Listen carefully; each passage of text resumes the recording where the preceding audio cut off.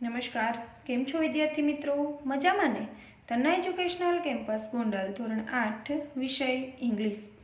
મિત્રો, આજે આપણે યુનિટ 5 જે આપણું છે ઇંગ્લિશ પ્લસ એની એક્ટિવિટી 3 જોવાની છે. આપણે આગળના સેશનમાં એક્ટિવિટી 2 સુધી જોઈ ગયા છીએ. તો જુઓ, તમારી સ્વાધ્યાય પોથીમાં પેજ નંબર 56 એટલે કે 56 પર આવી જાઓ.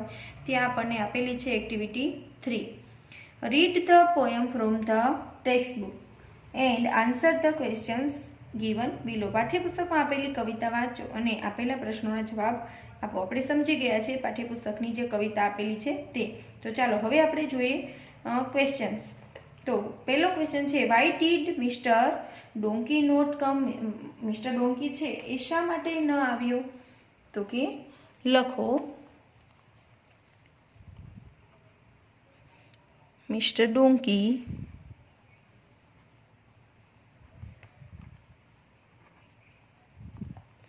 did not come because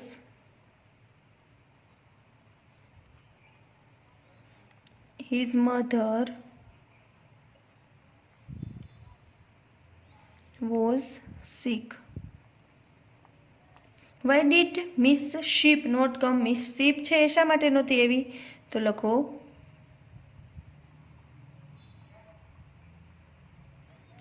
Miss Sheep did not come because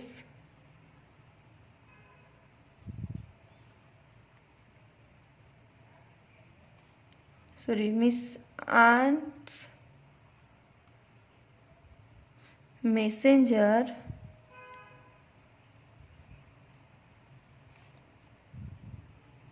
was dumb. Why did Miss Goat not come? Miss Goat છે એ શા માટે નથી આવી? તો લખો, Miss Goat did not come because she couldn't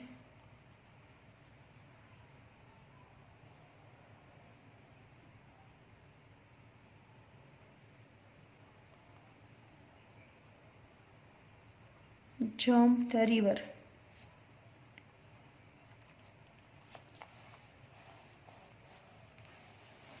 ત્યાર પછી જુઓ, છઠ્ઠા નંબરનો પ્રશ્ન છે,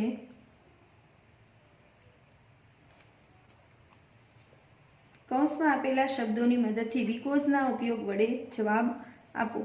તો why didn't Arif play football yesterday? તો કે because he had pain in the ankle. આપણને આ જે આખું ટેબલ છે એ પાઠ્યપુસ્તકમાં આપેલું છે. અહીંયા આપણે ક્વેશ્ચન આપેલા છે એના ઉપરથી બીકોઝથી એનું કારણ દર્શાવવાનું છે. તો why didn't you buy a bicycle? તો લખો, બીકોઝ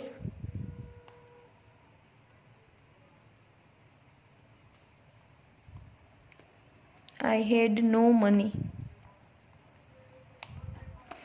બીજો ક્વેશ્ચન છે, why didn't Neha buy the Arabian nights? તો લખો, બીકોઝ she had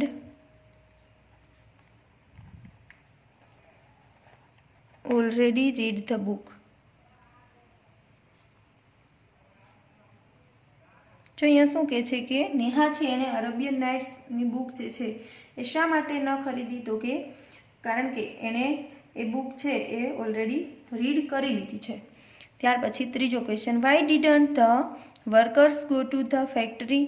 વર્કર્સ છે એ ફેક્ટરી શા માટે ન ગયા? તો લખો, because they were on strike. તેઓ સ્ટ્રાઇક પર છે.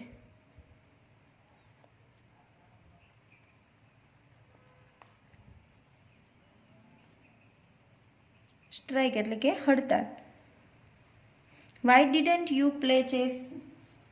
તમે ચેસ શા માટે ન રમ્યા? તો લખો, because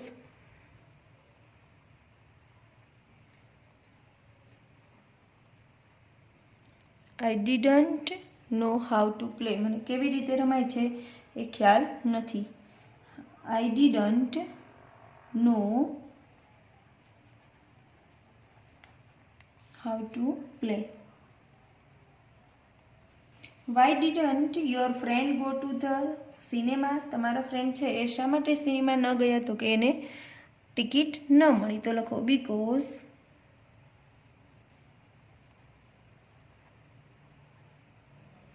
he didn't get the ticket. Why didn't Rani sing in the competition? Rani છે એને કોમ્પિટિશનમાં શા માટે ન ગયું? તો લખો because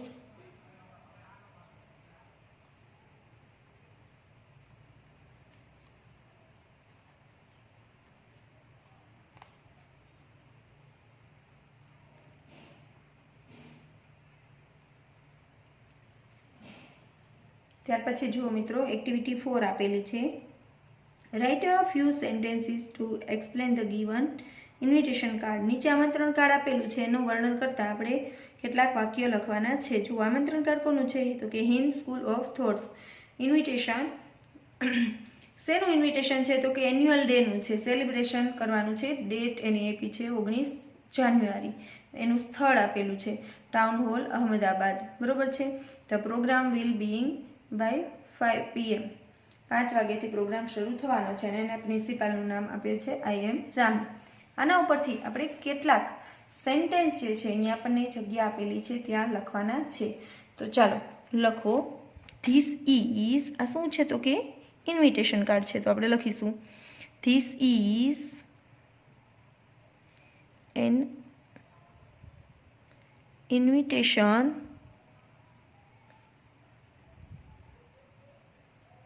from Hind School of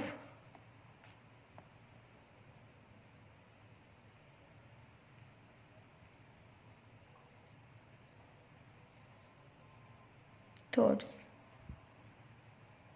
for its annual day celebration.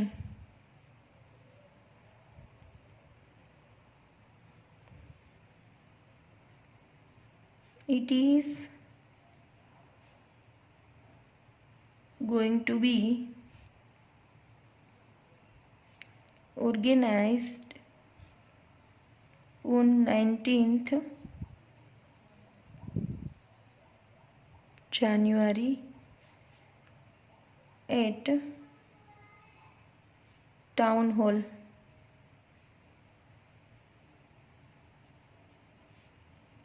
Ahmedabad. The program will be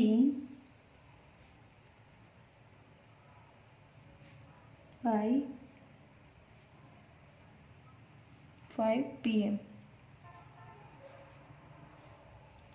The principal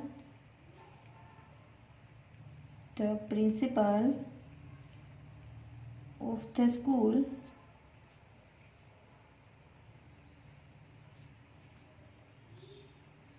Mr. IM Rami has invited us to attend this function. ત્યાર પછી જુઓ મિત્રો એક્ટિવિટી 6 છે. Fill in the blanks with the correct option from the brackets. કૌંસમાંથી યોગ્ય વિકલ્પ પસંદ કરી અને ખાલી જગ્યા પૂરો. તો Hiral is as blank as Kena. Hiral છે અહીંયા આપણને કઈ ખાલી જગ્યા આપી છે? તો કે ડિગ્રીઝની આપેલી છે. બરાબર. તો અહીંયા એઝ અને એઝ યુઝ થયેલો છે. તો આ છે પોઝિટિવ ડિગ્રીનું. બંનેને સમાન દર્શાવેલી છે. તો અહીંયા ફેટ આવશે કે ફેટર આવશે? તો કે ફેટ આવશે. તો લખો અહીંયા ફેટ. હિરલ છે એ કેના જેટલી જ જાડી છે. I can run blank than you. તો ધેન છે એટલા માટે ફાસ્ટર. શું આવશે? Faster. Devansh is blank than Aarav. Devansh છે એ આરવ કરતાં નીચો છે તો shorter. This room is blank than your room. આ રૂમ છે એ તમારા રૂમ કરતાં બિગ કે બિગર આવશે તો કે બિગર આવશે, ધેન છે એટલા માટે. My car is blank than that car. મારી કાર છે એ પહેલી કાર કરતાં સ્મોલર એટલે કે નાની છે.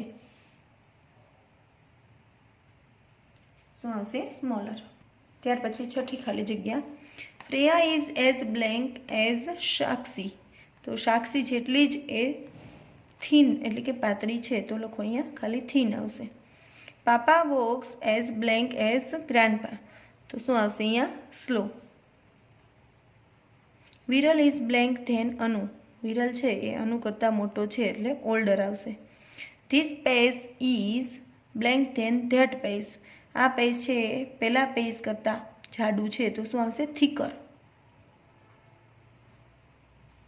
મેઘા is blank than Mudra. Megha જે છે એ મુદ્રા કરતાં ઊંચી છે તો taller. Your hair is blank than my hair. તારા હેર છે એ મારા હેર કરતાં લાંબા છે તો શું આવશે? Longer. The jug of milk is blank than the jug of water. Jug પાણીનો જગ કરતાં દૂધનો જગ જે છે એ ભારે છે તો શું આવશે? હેવિયર.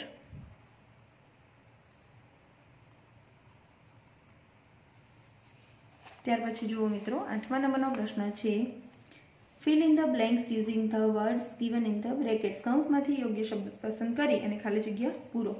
તો ચાલો જુઓ. A blank is a safe place four birds and wild animals. તો કઈ જગ્યા જે છે એના માટે સેફ છે કે વાઇલ્ડ એનિમલ એટલે કે જંગલી પ્રાણી માટે અને પક્ષીઓ માટે? તો કે શું આવશે? સેન્ચુરી એટલે કે અભયારણ્ય. તો લખો અહીંયા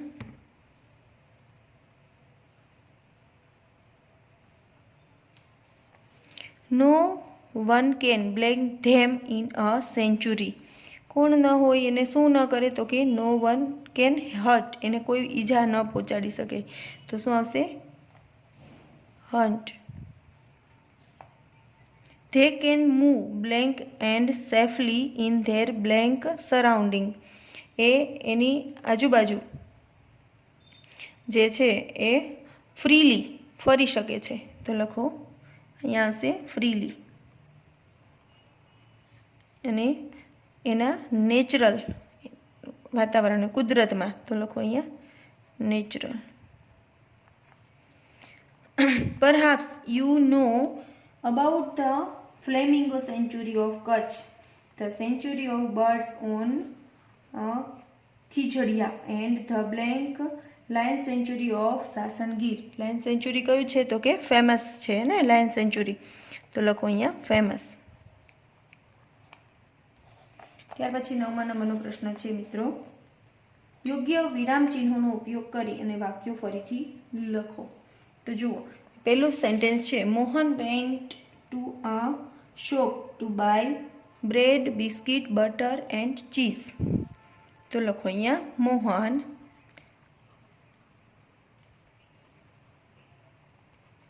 went to a shop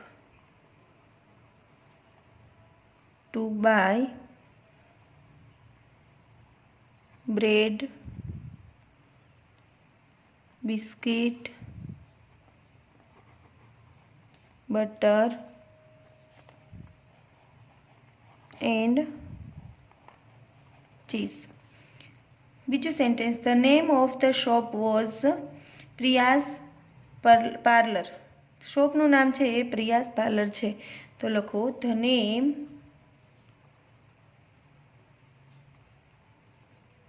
of the shop was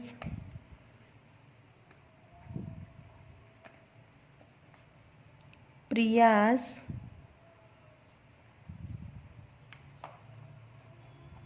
parlor. The shopkeeper said, welcome. What do you need? લખો the shopkeeper said,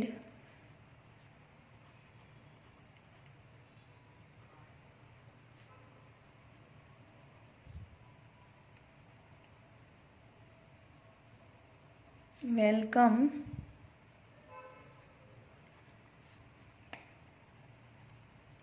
What do you need?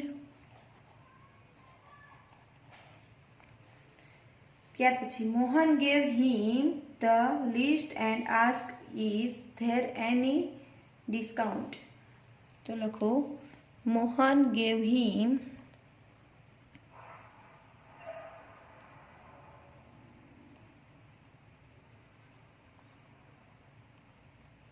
the list and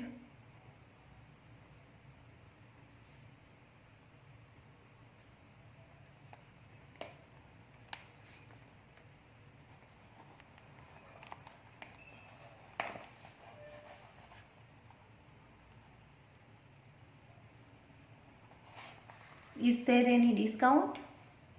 The shopkeeper said, no, but you will get everything fresh. तो लखो